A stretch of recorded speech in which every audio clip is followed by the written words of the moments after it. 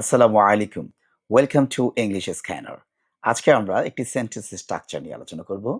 এভাবে যদি প্রায় আমরা সেন্টেন্স স্ট্রাকচার অর্থাৎ ১০০ টির বেশি সেন্টেন্স স্ট্রাকচার নিয়ে আলোচনা করি, তাহলে আমাদের লেখার মানও বাড়বে, আমরা গ্রামারও জানতে পারবো এবং আমাদের ইংলিশের দক্ষতা আরও অর্জন হবে।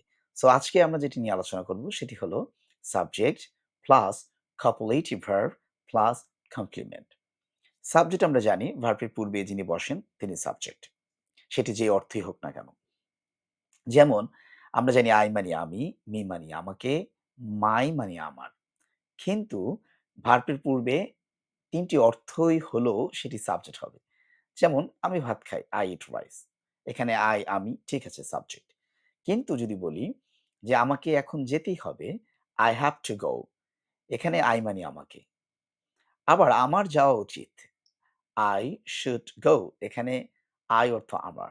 অর্থাৎ ভার্বের পূর্বে সাবজেক্ট হয় সেটি যেই অর্থই হোক না কেন। এবার আসি আমরা কপুলেটিভ ভার্ব অর্থাৎ সাবজেক্ট এবং কমপ্লিমেন্টকে যিনি যুক্ত করে তাকে আমরা কপুলেটিভ ভার্ব বলি। প্রশ্ন হলো তাহলে কমপ্লিমেন্টটা কি? কমপ্লিমেন্ট হলো একটি শব্দের আরেকটি হুবহুব রূপ। অর্থাৎ তিনি ডাক্তার, ডাক্তারই তিনি। তিনি গায়ক, গায়কই তিনি। একটি শব্দের আরেকটি হুবহু রূপকে আমরা কমপ্লিমেন্ট বলি। এই কমপ্লিমেন্ট আমাদের ৩ ধরনের হবে। সেটি হলো অ্যাডজেক্টিভ কমপ্লিমেন্ট, এটি নাউন কমপ্লিমেন্ট এবং নাউন ফ্রেজ কমপ্লিমেন্ট। যদিও কমপ্লিমেন্ট ২ প্রকার, সাবজেক্টিভ কমপ্লিমেন্ট, অবজেক্টিভ কমপ্লিমেন্ট। আমরা আজকে আলোচনা করব যে কমপ্লিমেন্টের যে শব্দের ভান্ডার আছে অ্যাডজেক্টিভ নিয়ে। তাহলে সে সুখী, she is happy। এখানে তিনি সুখী, সুখী তিনি। যে ভার্বটা বসছে তাকে আমরা লিঙ্কিং ভার্ব বলতে পারি, তাকে আমরা কপুলেটিভ ভার্ব বলতে পারি এবং সরাসরি যেহেতু শব্দ বসেছে তাই তাকে আমরা অ্যাডজেক্টিভ বলবো। এখন যদি আমি বলি she is a doctor তাহলে এখানে যেহেতু ডক্টর অর্থাৎ একের অধিক শব্দকে আমরা একত্র করলে ফ্রেজ বলি, তাহলে এখানে নাউন ফ্রেজ। কিন্তু এটি একটি কমপ্লিমেন্ট। এরপরে যদি আমরা বলি দ্য স্কাই লুকস ব্লু আকাশ নীল দেখাচ্ছে, হ্যাঁ? তো লুকসটাও এখানে আমাদের কপুলেটিভ ভার্ব বিকজ সে অ্যাডজেক্টিভকে যুক্ত করছে এবং আকাশী নীল, নীলই আকাশ। সো দে আর এক্সাইটেড এখানেও এক্সাইটেড অ্যাডজেক্টিভ এবং দেই সাবজেক্ট। সুতরাং অ্যাডজেক্টিভ এবং সাবজেক্টকে মাঝে যিনি যুক্ত করেছেন তার নাম কপুলেটিভ ভার্ব অথবা তার নাম লিঙ্কিং ভার্ব। সো যে মাই ফাদার বিকেম ডক্টর আমার বাবা ডাক্তার হয়ে গিয়েছিল। সো আমার বাবা এবং ডাক্তার উনি বলে একই ব্যক্তি।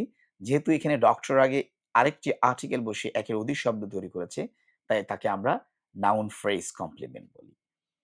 এবার আমরা চলে যাচ্ছি আরো কিছু শব্দভান্ডার নিয়ে।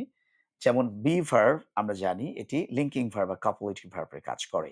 যেমন I'm good, I'm honest, she is a student, they are excited, he was my best friend, we are happy, we are happy। So আপনারা এখন এখানে বের করবেন কোনটি নাউন কমপ্লিমেন্ট, কোনটি নাউন ফ্রেজ কমপ্লিমেন্ট, কোনটি অ্যাডজেক্টিভ। সো আমরা আরো কিছু কপুলেটিভ ভার্ব নিয়ে আলোচনা করি।